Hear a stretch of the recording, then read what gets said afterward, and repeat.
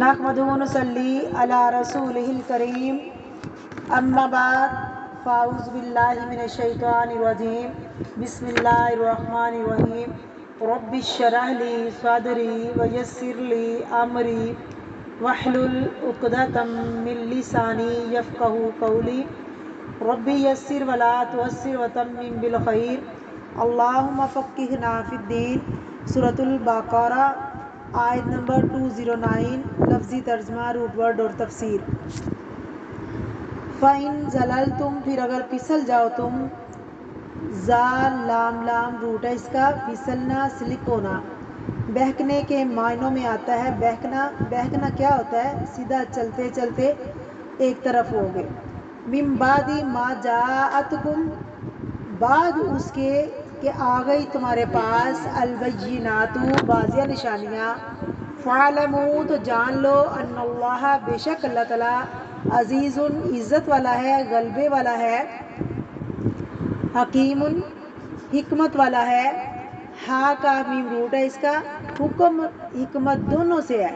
حکیم حکم والا ہے، معنی کیا ہوگا؟ حکومت والا، حکم دینے والا، حاکم ہے، حکمت والا، دانائی والا، اس کے ہر فیصلے کے اندر حکمت ہے، وزڈم ہے، اس کی تخلیق کے اندر بھی، اس کے احکامات شرعیہ کے اندر بھی، ہر چیز کے اندر ایک وزڈم ہے۔ تفسیر، بسم اللہ الرحمن الرحیم۔ فَإِن، پھر اگر، زَلَلْتُمْ، تم پھسل گئے، کس سے؟ سیدھے راستے سے۔ اور کس نے پھسلایا تم کو؟ شیطان نے۔ تمہارا پاؤں پھسل گیا، لرزش ہو گئی، بہک گئے تم، من بعد ما جاءتکم البینات، اس کے بعد کلیئر پروفز آگے تمہارے پاس، صاف صاف باتیں تم کو پتہ تھیں کہ اللہ کا حکم کیا ہے، اور پھر تم اللہ کا حکم چھوڑ کر شیطان کی باتیں اختیار کر لیں، سوء اور فحشاء، بے حیائی کی باتیں، غلط کام۔ فَاعْلَمُوا، تو جان لو، ان اللہ عزیز حکیم، کہ بے شک اللہ تعالیٰ زبردست ہے، غلبے والا ہے، حکمت والا ہے۔ اب ذرا پھسلنے کے عمل کو دیکھیے کہ جب انسان پھسلتا ہے تو کدھر گرتا ہے؟ کنویں کے کنارے پر، تو کنویں کے اندر گرے گا، اور اگر کسی ویسے عام سڑک پر ہو تو یا دائیں گرے گا یا بائیں گرے گا، یا پھر انسان نیچے لڑکتا ہے، اور اسی طرح نیچے لڑکنا، پھسلنا جو ہے گہرائی میں جانا، افراط اور تفریط کی علامت ہے، غلو کی علامت ہے۔ تو مراد اس سے کیا ہے کہ اعتدال سے نہ ہٹو، اور اگر کوئی اچھا کام کر رہے ہو تو اس حد تک نہ کرو کہ تمہارے باقی کام متاثر ہو جائیں، یہ بھی پھسلنا ہو جاتا ہے۔ اور اسی طرح اگر جب اعتدال کی راہ چھوڑو گے اور غلط کرو گے تو بائیں طرف لڑک پڑو گے، اور اسی طرح اگر آگے کوئی کھڈا ہے تو نیچے گر جاؤ گے، حد سے دور نکل جاؤ گے۔ تو کسی چیز کو اس کے مقام سے نہ بڑھاؤ، نہ گھٹاؤ، نیکی کا کام بھی کرو تو اس سے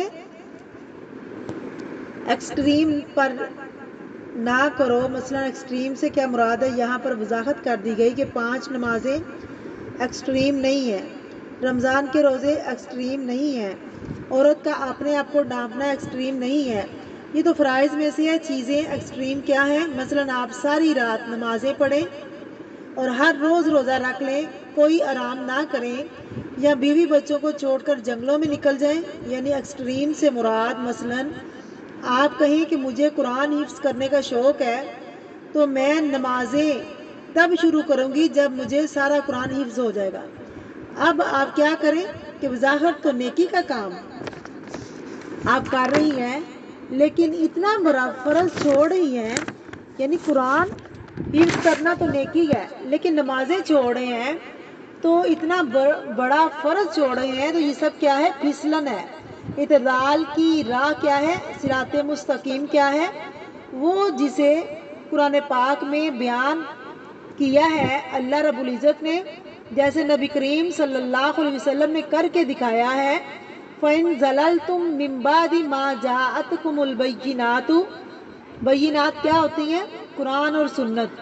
قرآن اور سنت کی تعلیم جان لینے کے بعد پھر تم نے اس کو چھوڑ دیا اور نفس کے ہاتھوں ادھر ادھر نکل پڑے، تو پھر جان لو تمہیں اچھی طرح پتہ ہونا چاہیے کہ تمہارا معاملہ اللہ کے ساتھ ہے، جسے سزا دینے میں کوئی روک نہیں سکتا۔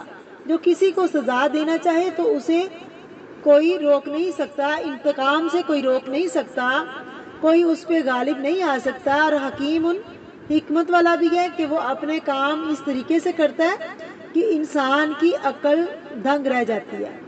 بعض اوقات وہ کسی کو سزا دے رہا ہوتا ہے لیکن وہ ایسی شکل میں ہوتی ہے کہ یہ بندے کی سمجھ میں نہیں آتی۔ بعض اوقات کسی انسان کو ایک چیز مل جاتی ہے بڑی اچھی، وہ سمجھتا ہے کہ یہ بڑی اچھی ہے، حالانکہ وہ چیز اس کے لیے فتنہ ہوتی ہے۔ تو یاد رکھو کہ غلط کام کا انجام غلط ہی ہوگا۔ پھسل کر گرو گے تو اگر پھسلنے والی باتیں، پھسلنے والے راستے سے ہٹ جاؤ گے اور استقامت کے ساتھ حق کے راستے پر مضبوط قدم جماتے ہوئے آگے نکلتے جاؤ گے۔ خلاصہ کیا ہے؟ گفتگو کا حق اور ہدایت کے آنے کے بعد انسان کو اس پر استقامت اختیار کرنی چاہیے، کیونکہ حق اور ہدایت کے آنے کے بعد انسان کو اس پر استقامت اختیار کرنی چاہیے، کیونکہ انسان کا معاملہ اللہ کے ساتھ ہے جو سب کچھ جانتا ہے۔ لیکن کچھ لوگ پھر بھی پھسلنے سے باز نہیں آتے کیونکہ ان کو راستہ دیکھنا ہی نہیں ہوتا۔ عام طور پر پھسلتا کون ہے؟ دیکھیے نا ذرا، زللتم کا لفظ غور و فکر کے لائق ہے۔ کون پھسلتا ہے اور کس راستے پہ کب پھسلتا ہے؟ جب کوئی وہ دیکھ کر نہ چلے، بے دھیان ہو کر چلے، دھیان کہیں اور ہو، نگاہیں کہیں اور ہوں اور اسے نظر نہ آ رہا ہو کہ آگے کیا ہے۔ تو بینات کیا ہے؟ آنکھیں کھول دینے والی چیز۔ اور اگر انسان ان کو دیکھتا ہی نہیں ہے اور اندھا دھند چلتا جا رہا ہے، چلا جا رہا ہے، نہیں پتا خدا کا حکم کیا ہے، رسول کی سنت کیا ہے، اصل طریقہ کیا ہے، اور انسان اس خوش فہمی میں مبتلا ہے کہ وہ بہت اچھے کام کر رہا ہے حالانکہ وہ بے دہانی سے دوڑ رہا ہے اور کہیں نہ کہیں وہ پھسلے گا اور وہ چوٹ لگے گی کہ سنبھلنا بھی مشکل ہوگا۔ تو دین کا راستہ کوئی دیوانگی کا راستہ نہیں ہے۔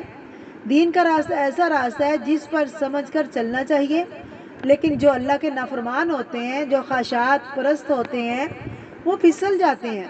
تو پھسلنے والوں سے کیا کہا گیا کہ تم باز آ جاؤ، جبکہ اللہ کی بینات تمہارے سامنے واضح دلیل، واضح آیات آ چکی ہیں۔